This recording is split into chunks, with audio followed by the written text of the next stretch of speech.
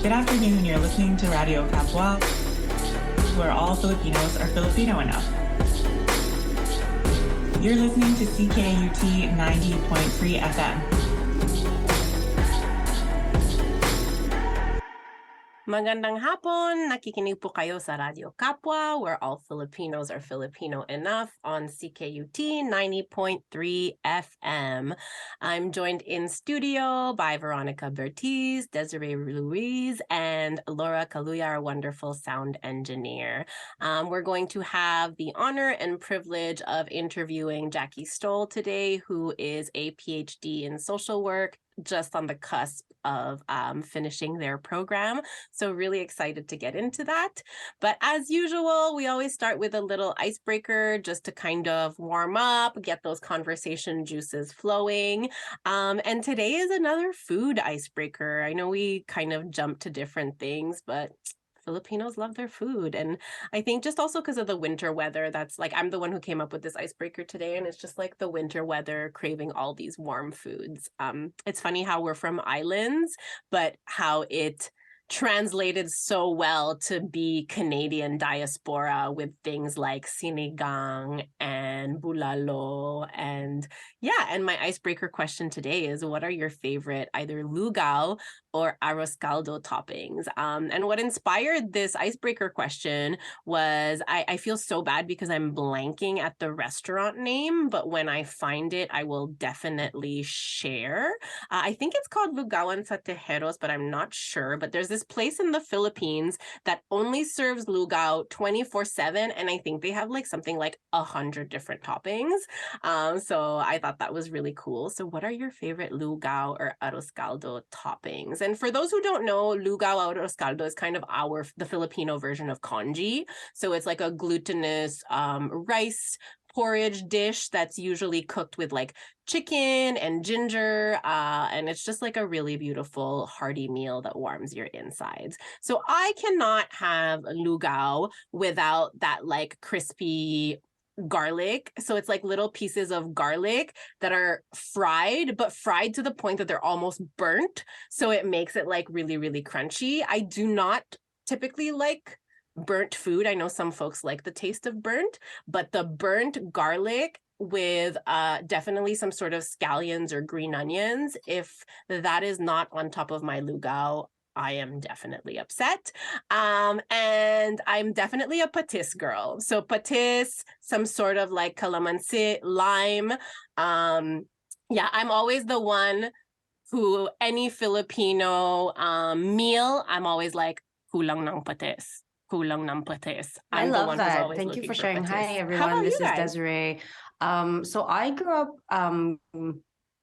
eating lugaw when I was sick. It just so happened that like my mom, anytime it was, a stomach ache or a cold, my mom would make lugaw. So in terms of toppings, I never really had toppings. I think because of the fact that it was the simplicity, like I was having a stomach ache. So or not, I don't know, or maybe that's just the way that she did it. So it was super simple, but hearing about that store and hearing that like, yeah, you could put everything. And I'm also a patis person, and I love to add patis to everything. I add patis to my salad dressings, and it's so delicious. So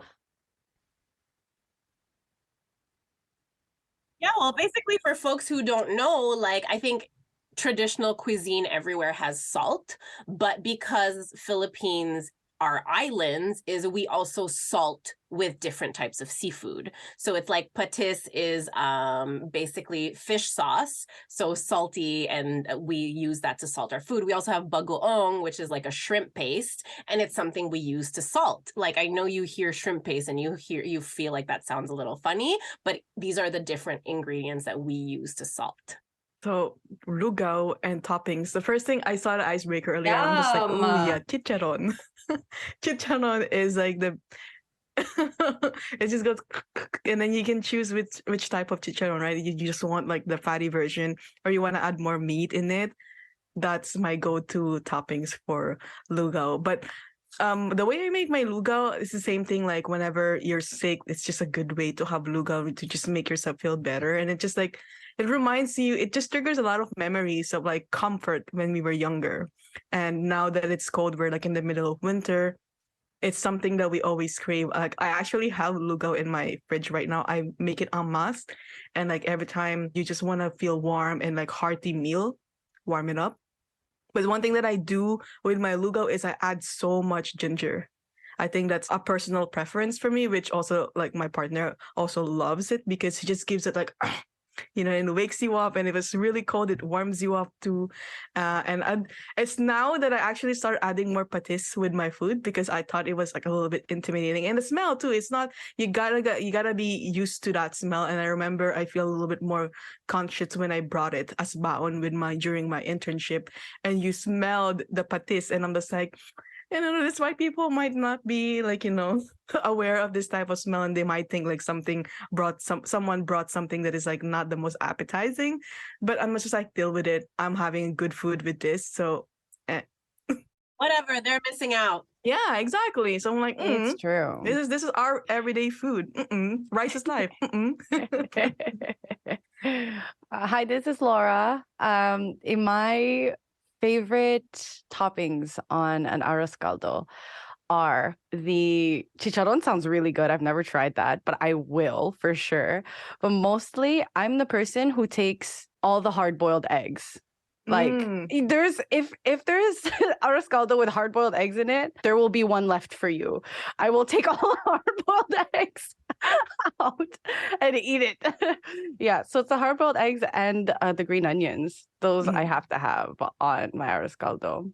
So thank you everyone for sharing what you would have on your arroz caldo. I would love to have like an arroz caldo night where we all try like what each of our favorite like toppings are and see what it's like. That'd be awesome. And stay tuned for our episode where we interview Jacky Stol. Thanks for tuning in to CKUT 90.3 FM, and we'll catch you in a bit.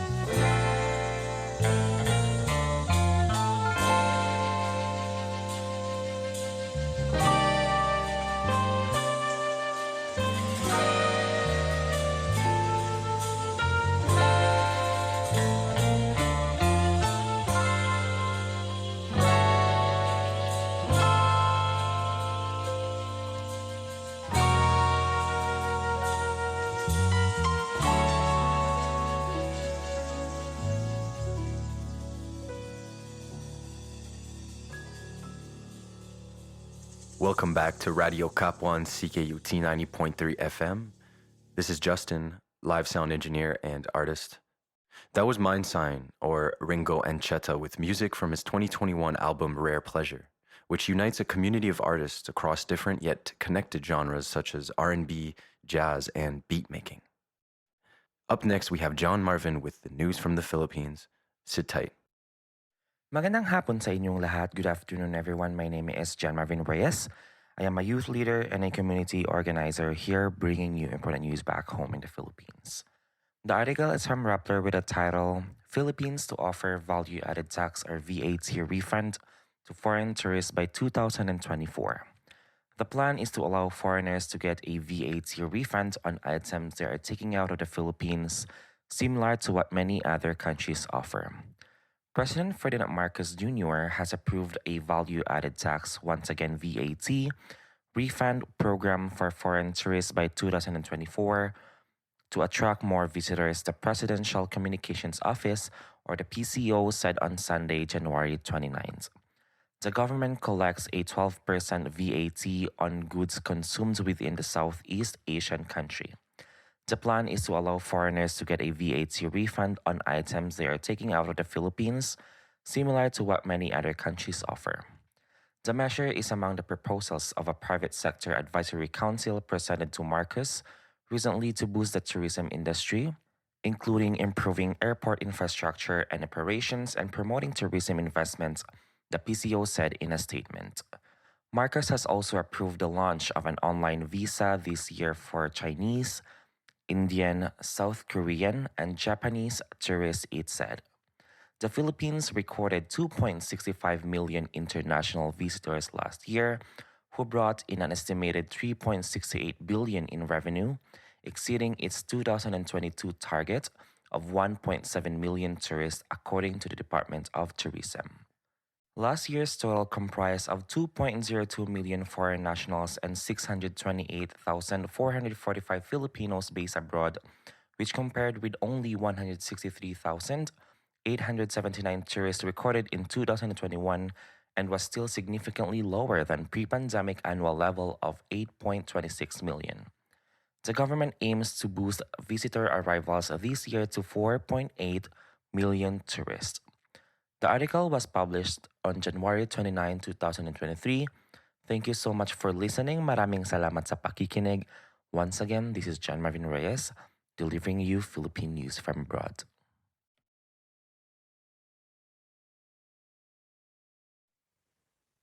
Mabuhay! Welcome back to everyone who's listening to us on CKUT 90.3 FM. This is Veronica speaking, and we actually have our dear guest, Jacky Stol. Like as mentioned earlier, we have a wonderful Kapwa with us today who's going to be talking about their themselves, because I don't want to say more because we're going to be tackling about it. So yes, dear Jacky Stol, please introduce yourself to us. Hey, friends. Thanks for having me. So I am in Montreal or Jacky. I do community organizing amongst Filipinos and LGBTQ peoples as well. And I'm currently doing a PhD in social work at McGill. That's it, Jacky. You're not going to up yourself up more. Yeah, I will do it. I will do it. Like okay. Jacky is a dear friend of mine. The first time I met you it's the first time I heard a Filipino doing PhD. So I was really, really drawn into you. You also did a lot of advocacy when it comes to our Filipino community together. That was like part of our chapter together that really created a beautiful relationship between us. To this day that we're still friends. I've been to your house so many times. I know your foster dog. And you're doing a lot of great work when it comes to social work, which is in a question that Des will be asking you, and we would like you to expand for it furthermore because of how important it is, right? So yes. Yes, welcome, Jacky. Thank you so much for being here, and thank you for all of the work that you do in our community. And like Vero, like seeing a Filipinx like doing your PhD or doing their PhD really like did something for me. So, and it's really inspiring to see. So thank you for that and for your work in social work. And so we would like to know, why should Filipinos consider going into social work, and tying that into also the work that you do in the community? Yeah. Yeah, so social work, if you're looking at it, I guess, from the lens of like, if people are thinking about what might get me a job in a place where I can do like combine things like social justice or social advocacy or social change. I think in that sense, it's like a really good possibility because not only is there like, in some ways, it's kind of sad that there are so many social work jobs that are increasing because of the state of like inequities and like how poverties and inequalities are increasing like globally. So more and more we need people who are going into roles where they can kind of take on a lens of like challenging those injustices. And I think social work is like really well positioned in order to do that, because we have such like a broad range of working in like nonprofits or working in like grassroots organizations where you can really see a lot of the like the struggles, but also a lot of the like positive things that the communities are doing with like building their own organizations or like doing arts projects and all those things. So I'm taking the stance of not looking at it a lot from like there's so many gaps and there's so many like issues, but like there are also like so many possibilities in terms of like the ground community work and like seeing what people are doing there. So I think there's like a really great option to come in and like understand those issues better, but really build on the work that's been doing to build on people's strengths and to build on people's like abilities to challenge injustices. So, and also like social work goes from, oftentimes people look at it from like, it's mostly clinical, it's mostly like therapy, which is true, but then there's this growing area of like going back to some of our like more radical roots of like really leveraging what we know from like therapy or clinical work, and from seeing a lot of the like direct how people access services and turning that into like activism and turning that into political change and to broader change. So it's like a huge range, and I think it's really, there's a lot of possibility to be able to transfer like education and social change and put that all together. I'm so happy that you addressed the range, right? Because I think that like there are some stereotypical professions that we kind of push in our culture. And I think no one would be surprised to say like that nursing is one of them. So I work with a lot of youth, and I've definitely encountered youth who are like, I have to study nursing. I don't have a choice. This is kind of like what my parents are paying for, and it's what I have to do. And usually the angle that I bring to them is there's a range, right? There is a range, and nursing is not just one way. So like things like, so for example, I work in a college, and our school nurse has never worked in a hospital because that was her choice. She was like, I want to be a community nurse. And she's only worked in schools or community organizations. So when I say that to the youth, they're like, oh my goodness, I didn't know that. I didn't know that I was allowed to do nursing in a different way, or you could be a psych nurse or like different things like that. So I really appreciate you bringing that range. And another point I want to make about nursing in our culture is, as much as like we have such a long history of connection to that and so many folks from our community, our nurses, I think one of the things that made us perpetuate this profession in our culture is because exactly from a place of survival, it's like, what can I study for 2 to 4 years and get a secure job right away was the angle, right? And correct me if I'm wrong, Jacky, but I feel like the view of social work in our culture is shifting. It's starting to become an acceptable thing. Like I have a youth who literally her parents was like, you need to be a nurse, you need to be a nurse. And then when she came back and countered with social work with her parents, they were like, oh, actually, because like, yeah, literally there's lots of secure social work jobs out there. So would you agree with that? That like it's becoming this more like if we're talking about our culture from a more colonial lens, is social work becoming more acceptable? Mm-hmm. Yeah, it's an interesting question. I think that some of what has helped that is like people who have been in the profession and are now talking like across generations, and like you said, being like even when I still don't think a lot of my family understands what I'm doing and like how I'm doing it.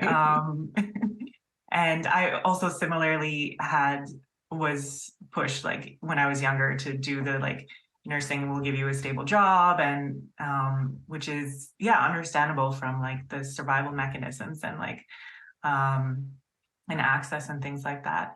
But I think there's been like this, like a lot of people, I guess, amongst my peers also who have been like talking to younger people and like talking to older people as well and being like, this is what we're doing, and like really opening up that dialogue. Because when I actually entered social work, like one of the first calls that I got was from like Ate Monica Batak, who was like, you're coming here, like we've been growing this like network of people who have been doing social work, like Filipinos who have been doing social work, and there's not that many, but like and then ongoing like talking to younger people about like some of these like vast options that can happen, but then also like that connection to older folks who also have been doing and like building institutions around community work whose stories are not often, I feel like, that they're told or like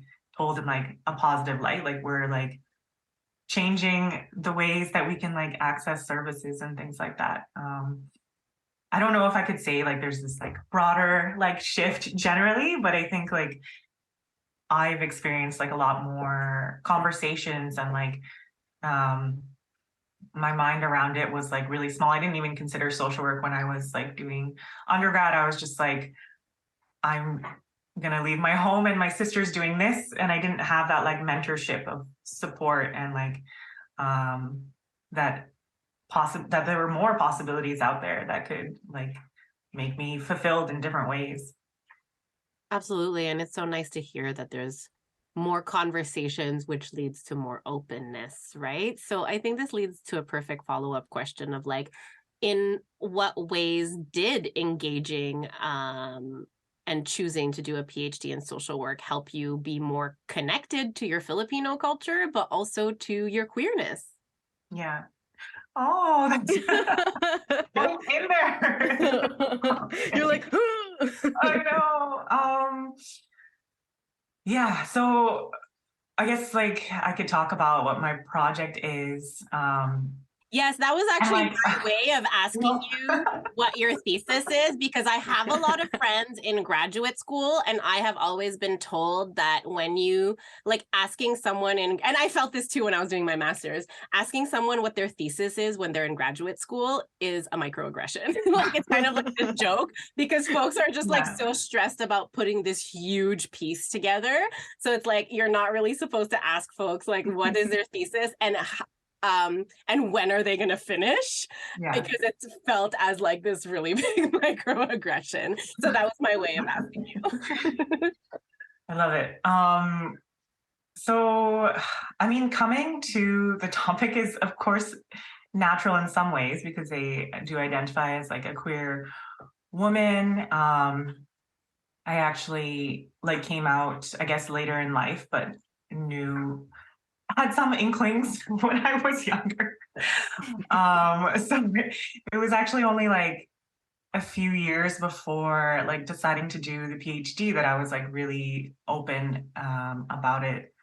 And I guess one of the things that's a challenge in deciding like what research you're going to do is like how much you want to put yourself into it and put yourself out there and like really, I guess, invest in, I would say, like invest in your own community. And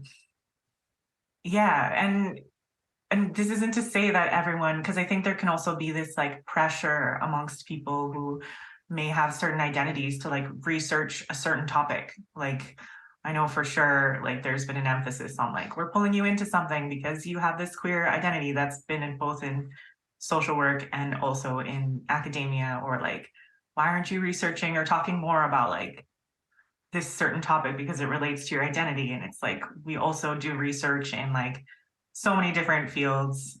So just to put that out there as well.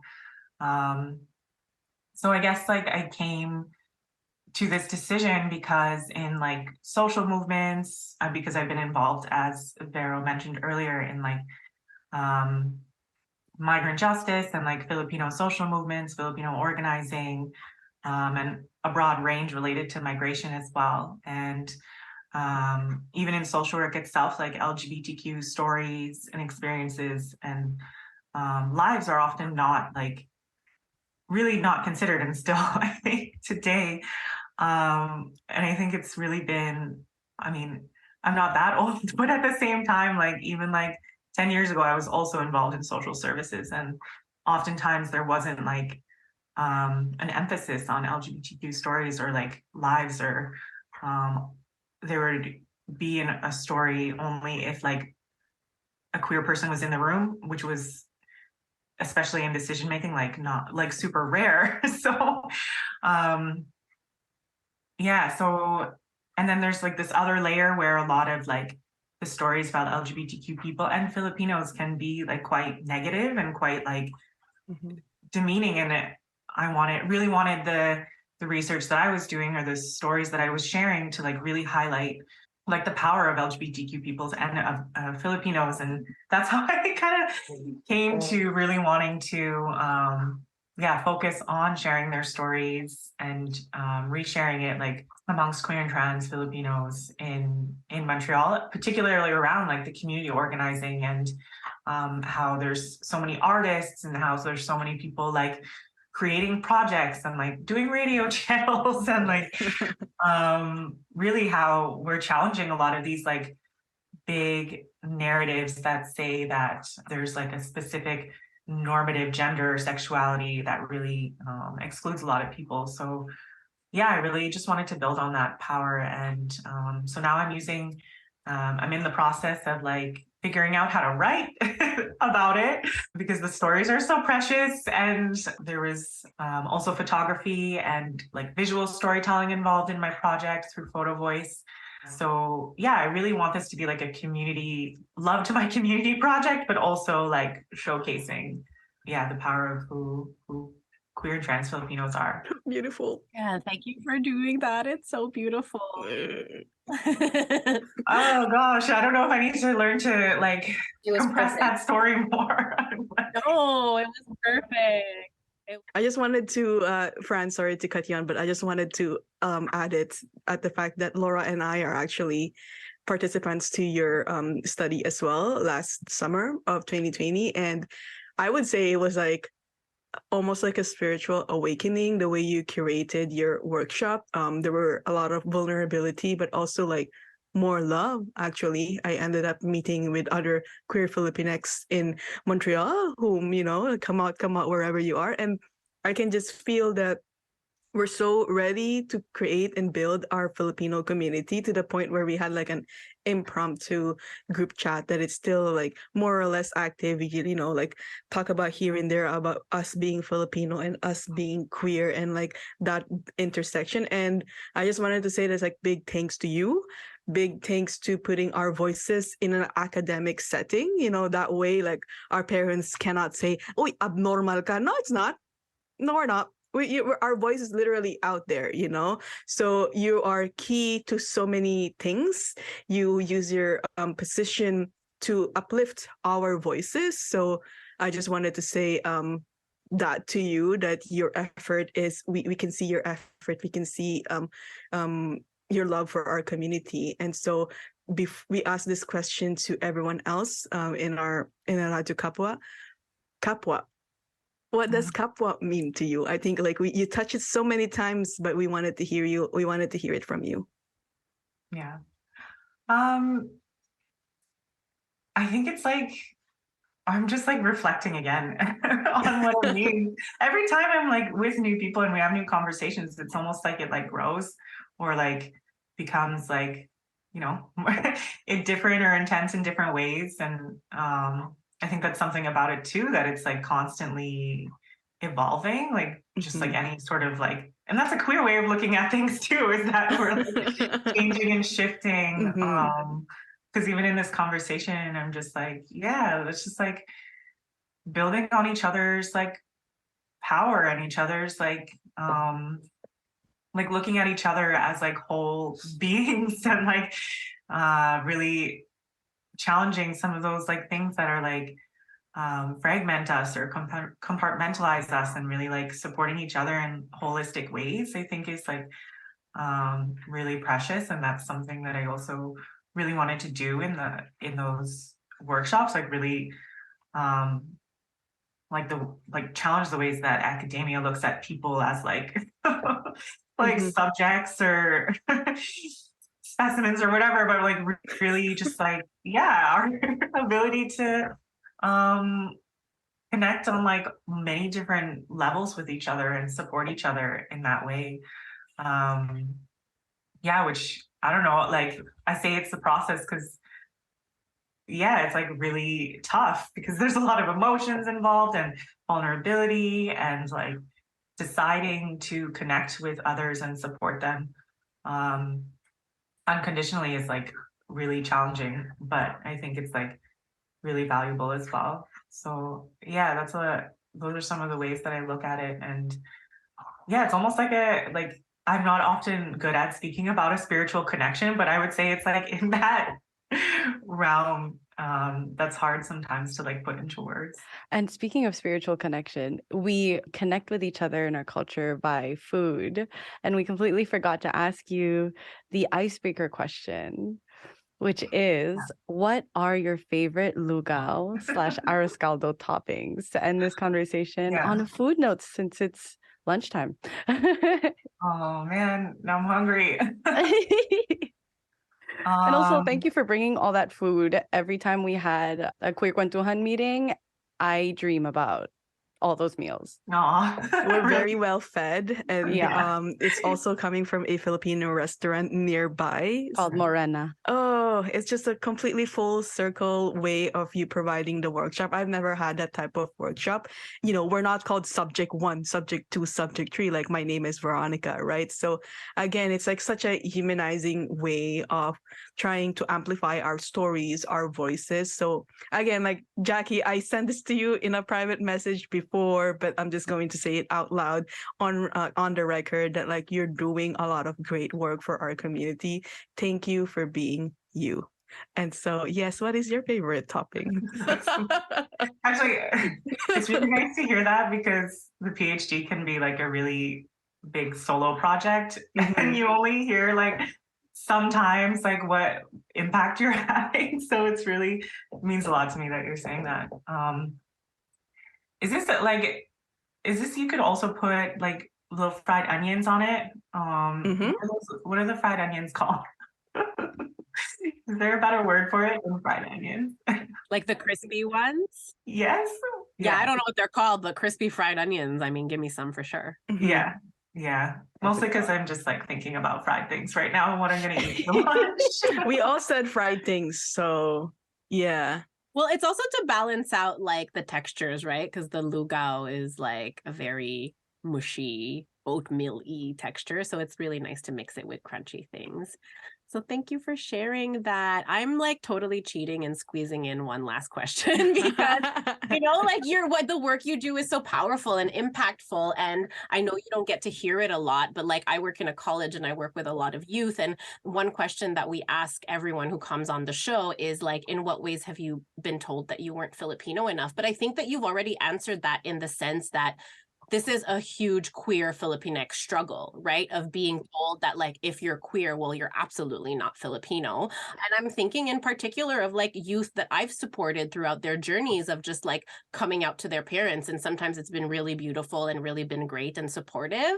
And other times it's been really ugly, you know? So maybe like, what are some academic ate community ate, PhD ate advice you would have for like the queer Filipino youth who don't feel like they're normal. Like I've literally spoken to youth where their parents have told them they're not normal, and who are struggling with their parents accepting their queerness. What would you say to them? I think that's a really beautiful way to close.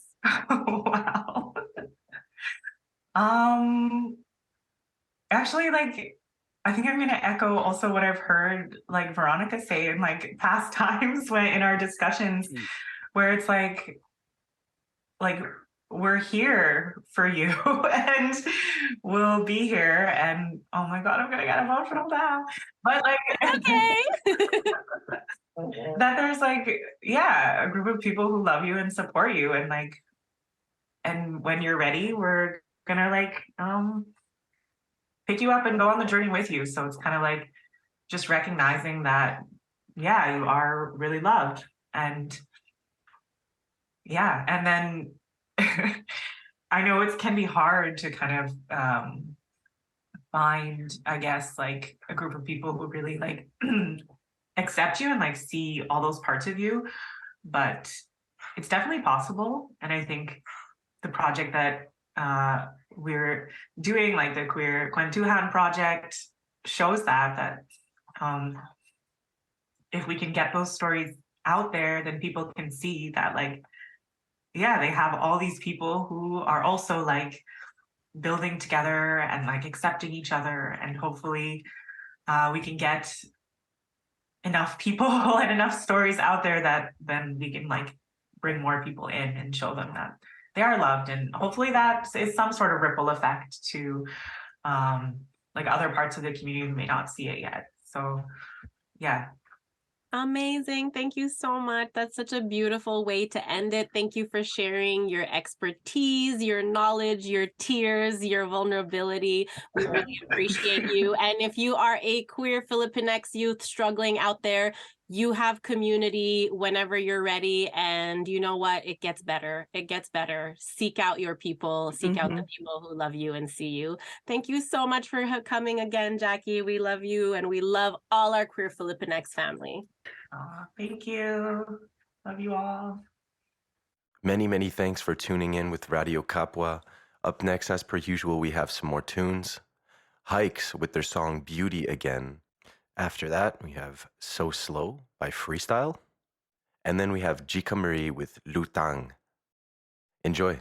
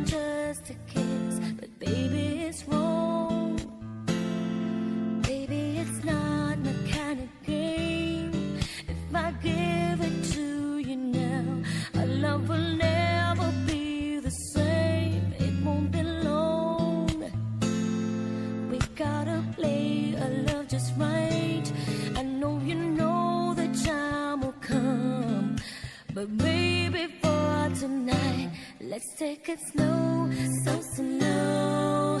Anywhere you wanna go, baby, for you I lay it all on the line. You ought to know, boy, I ain't got nowhere to go. I give it to you, only to you. We gotta take it real slow. When we get together, you know I feel the fire. Burns up inside me, you're the natural desire. I know that you feel it too. I know you wanna flow. You're dreaming about it and the fire starts to grow. But baby, it's wrong. Baby, it's not my kind of game. If I give it to you now, our love will never be the same. It won't be long. We gotta play our love just right. I know you know the time will come. But baby, for tonight, let's take it slow, so slow. Anywhere you wanna go, baby, for you I lay it all on the line. You ought to know, boy, I ain't got nowhere to go. I give it to you, only to you. We gotta take it real slow. I know tomorrow it will still be you and me.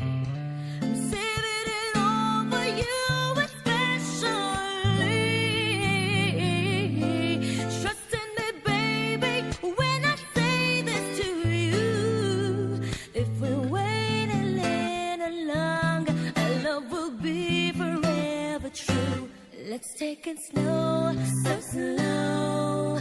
Anywhere you wanna go, baby, for you I lay it all on the line. You ought to know, boy, I ain't got nowhere to go. I give it to you, only to you. We gotta take it real slow. Let's take it slow, so slow. And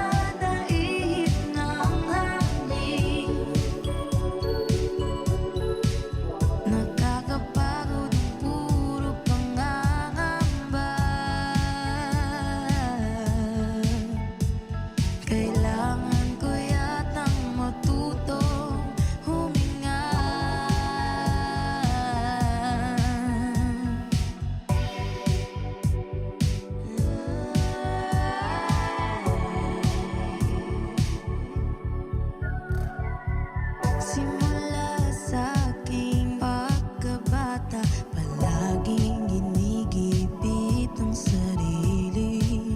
Nakalimutan kong magpakasaya. Pero hanggang kailan ako mahihirapan? Ano kung walang kasiguraduhan? Basta gusto ko lang namang magpalutang-lutang, magpatangay sa banayad na ihip ng hangin. Nakakapagod ang puro pangangamba. Kailangan ko yatang matutong huminga.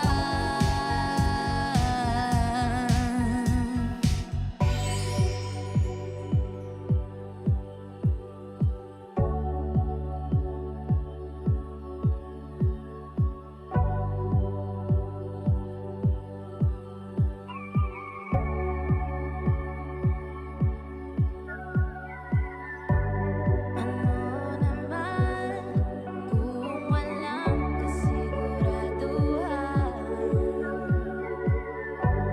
Ano naman kung walang kasiguraduhan?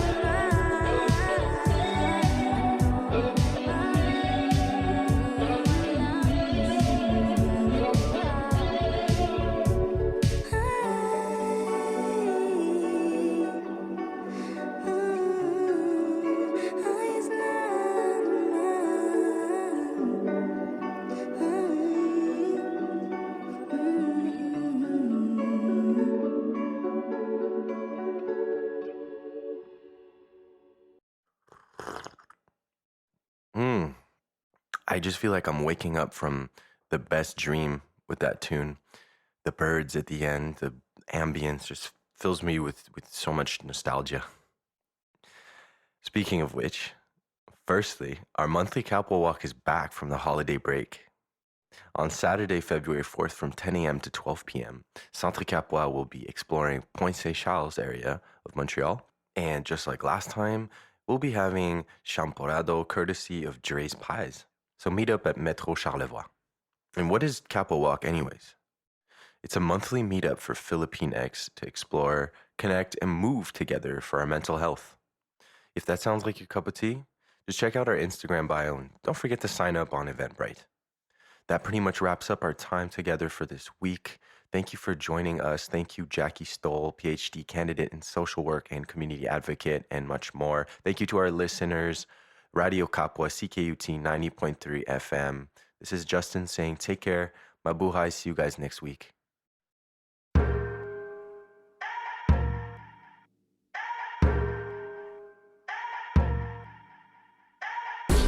Liberation for one is liberation for all. Tulay ang laban.